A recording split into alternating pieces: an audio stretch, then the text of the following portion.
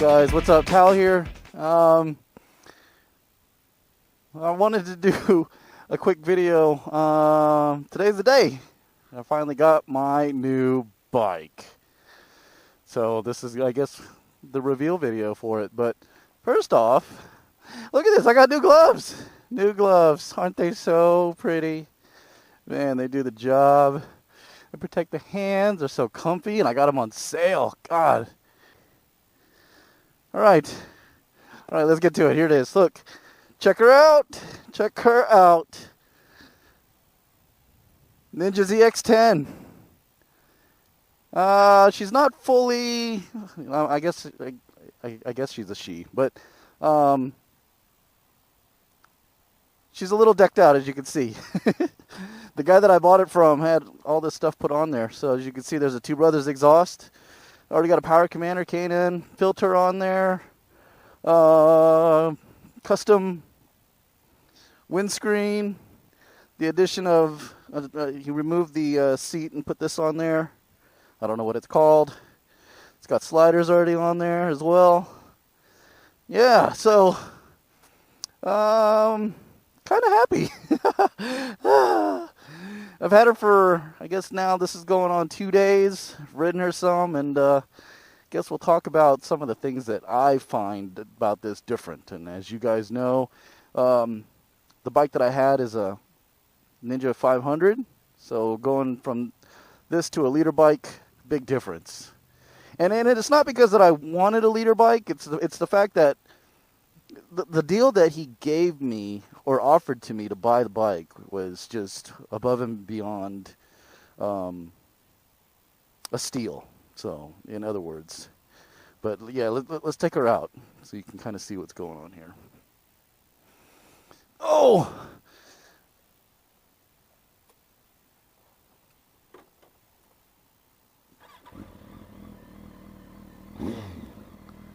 She sounds so awesome. And this isn't going to be a review video, but this is pretty much going to be kind of my thoughts on it. The differences that I see on this bike as compared to the 500.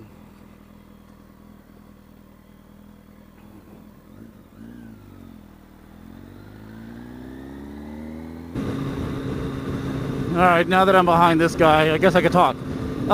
First big thing that comes at me is the power. The power on this bike is drastically different from what I got out of my 500. The 500 being a parallel twin and being a 500, it's kind of comparable to putting it to riding a go-kart compared to this thing, which is like upgrading to a Ferrari, not a Ferrari, I would say a Corvette.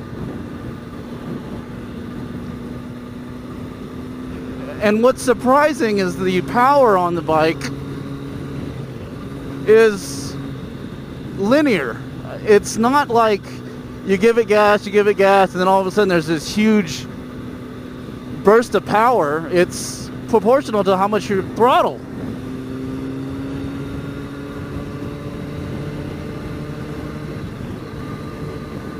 Which is nice because, you know, I was expecting it to be kind of, I don't know, I expected it to be more of a surprise, and it's not. It's a nice gradual acceleration, and I mean, don't get me wrong. If you give it the gas, it's gonna go. I have to remind myself to look down at the speedometer because I'm not used to having this much speed on demand. What I found on this bike is the fact that the riding position is drastically different from what I've been used to.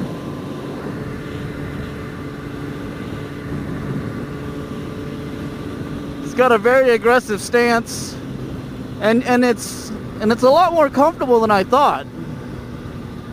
I mean, yes, you're leaned over and you're on the handlebars, but you're not, it's like your body weight is not totally 100% on the bars. I'm supporting myself with my core, I did for the first day, was leaning heavily on the handlebars, and it was, my wrists hurt. My shoulders were a little sore. I guess my shoulders weren't sore. They were just, just being in that position and putting all that weight on there. They were a little tired. But I've adjusted my seating position a little bit so that it's more accommodating to me. So I'm not, I guess it's a little bit of a give and take. Third is the foot position on the bike. The pegs seem a little high. And it's not a bad thing. You kind of need it to be kind of where they are when you're leaning the bike in order to be able to take a corner at high speed. And because you're using your body weight, counter steer, whatever, and you need your feet to be in that position, which is nice. It doesn't feel heavy.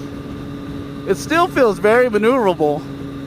Everyone was saying, "Oh man, you're getting such a huge bike; it's going to be heavy." And I haven't ridden anything larger than a 500, so I really can't compare it to anything. But surprisingly, it doesn't feel as big as it should. Even at lower speeds, it feels very flickable. You can take this bike and just flick it around on the road, and you don't have that feeling you're gonna tip the bike over or drop it or anything like that. So that was a welcome change. And this is an 04, and I know that's an 11-year-old bike, but it only has 11,000 miles on it. And the guy that had it before I did, he babied this thing. This was his baby.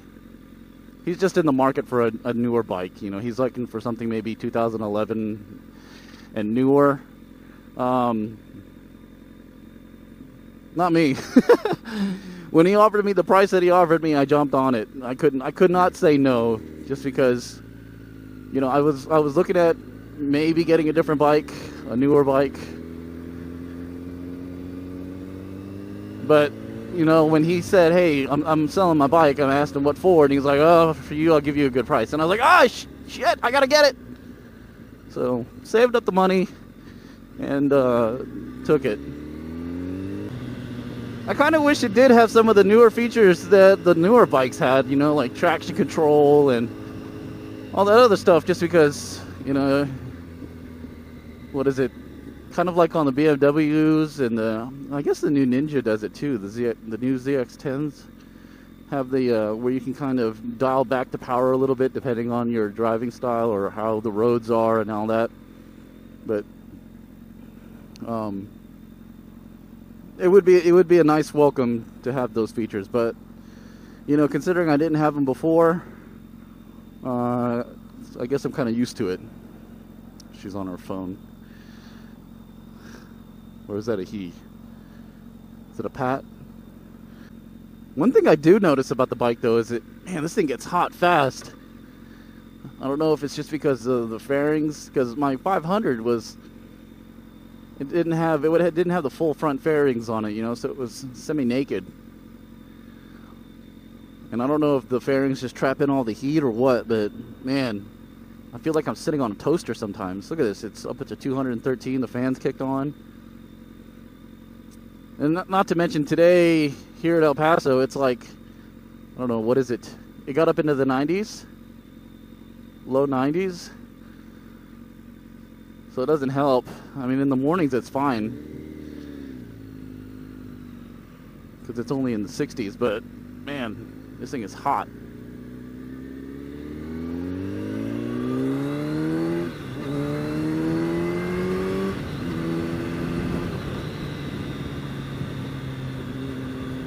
Oh my God, that feels so good. One of my friends still gives me shit because he wanted me to buy a Harley instead of this. What are the things I'm gonna miss? I don't know. I don't know if I'm gonna miss my. You know what? Actually, I take that back.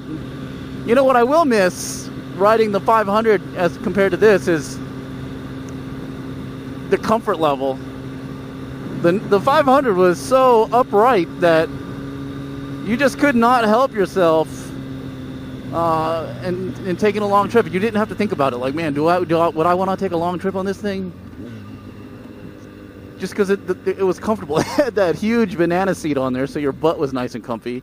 The riding position was upright, and it was really good on gas. It was really good on gas. That thing averaged, like, I would say about 50 miles to the gallon. I'm going to end the video here. Be sure to hit that like and subscribe button. And put down in the comments if there's anything that I need to know as an owner of a larger bike. Put them in the comments. I'm interested to hear what you guys say. So I'll check you guys later.